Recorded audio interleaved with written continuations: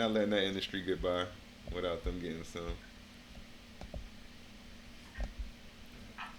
Alright, let's check out the SMH because semiconductors are on a little decline but set to rebound.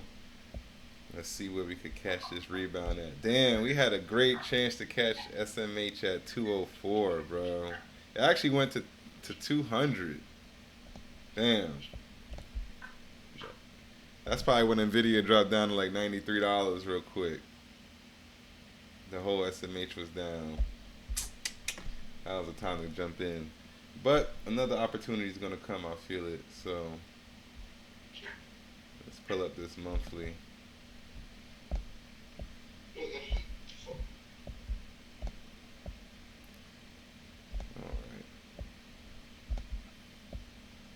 Last time I was heavily trading the SMH, it was in the 160s. That's the last levels I had.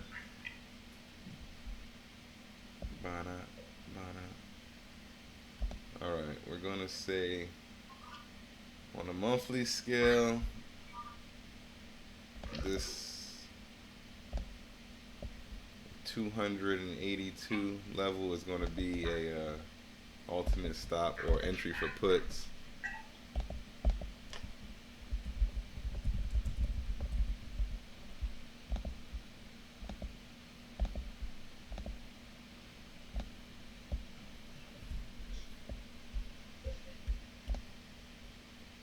We're going to check out a few different indicators today and show the people about a few different indicators and how to use them.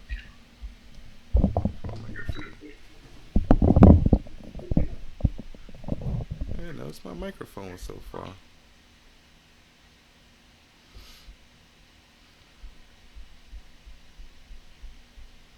All right, call entry on the monthly level for the SMH.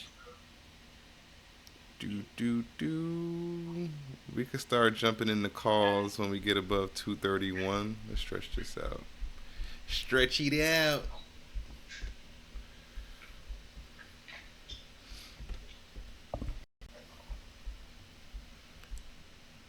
All right.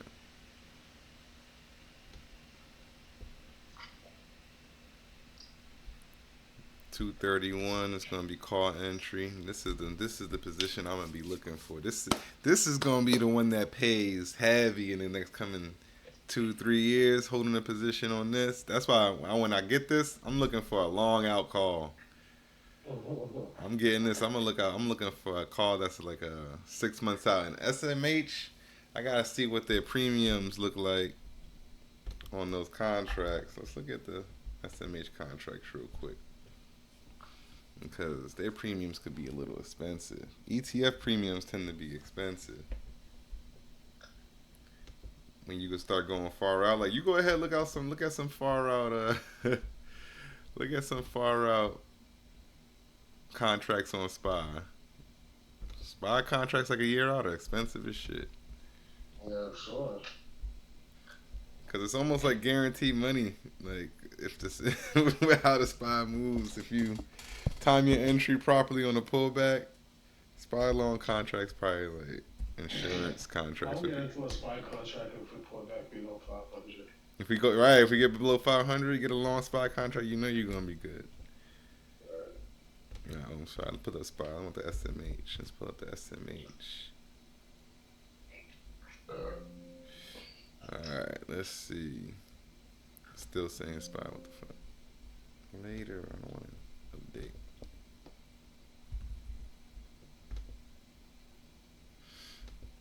Alright, so I would try to look like almost 6 months out. Probably a little bit less. Let me see how much these contracts are going for. Okay. We at 224 now. The high was at 280, so I would look for some contracts right around near the all-time high.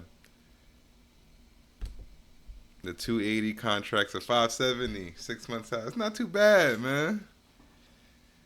That's not too bad for the SMH. Okay, I like what I see there. So let's chart this out. I like that a lot. All right. So first take profit on a monthly level. Well, I'm gonna say this is gonna be dollar cost average in, cause I'm gonna try to hold this all the way to 280. So we'll dollar cost average in. We close above 230, 239.25. That's the level the dollar cost average in at. And then we'll enter again some more at 250. Then at 250, not dollar cost averaging in anymore. I'll probably do a heavy dollar cost average into my contract there, and then just look to ride it out to 280, and then close out the position up here. Now I got something that look like gold. I don't know. Nah, I'll use that color a lot. All right, we're just gonna make it another. Let's make it dark purple. Yeah, that's take profit right there. I'm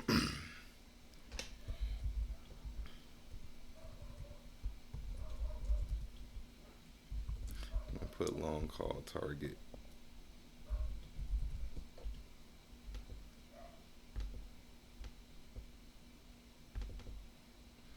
Yes, I like that a lot because the SMH is bound to rebound with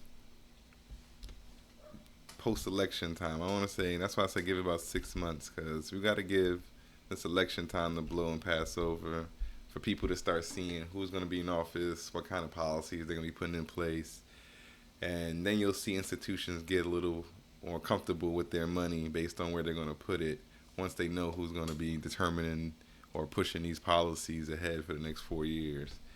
So if you saw Warren Buffett sat out for the next 3 months, he took a lot of his money out of the market, out of his large positions, and went into cash.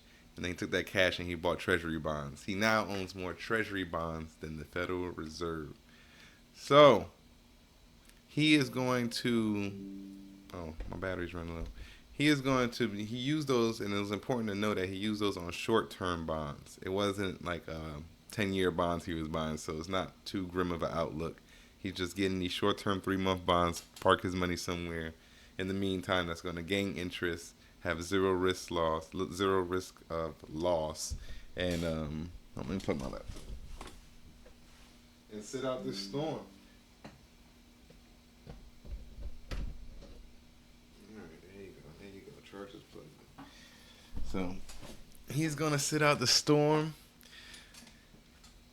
You could choose to do the same, stay liquid until post-election. But if you're not going to stay liquid until post-election, then you want to take advantage of grabbing these dips that are happening during this time, having your levels where you know you're going to stop out if the storm gets too hectic. But if you're not on the sideline, this is what you should be doing. Proper preparation prevents poor performance. I know y'all heard that before.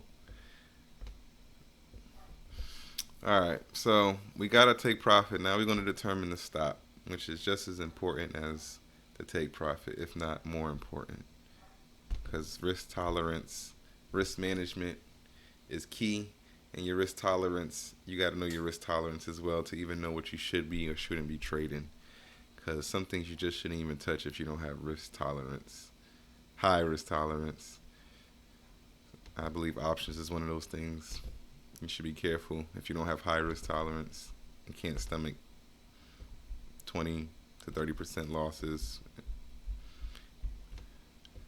All right, so look how short that first stop sign comes in. So the stop signal comes in off of the wick, the first monthly wick I can identify after my entry. So my entry wick is right here. That's why I determined I would enter if we close above 231.11. So now I'm going to look and say, what is the first monthly wick that we hit once I come down off this level? Sometimes it could be far away. Sometimes it could be close. This one happens to be close.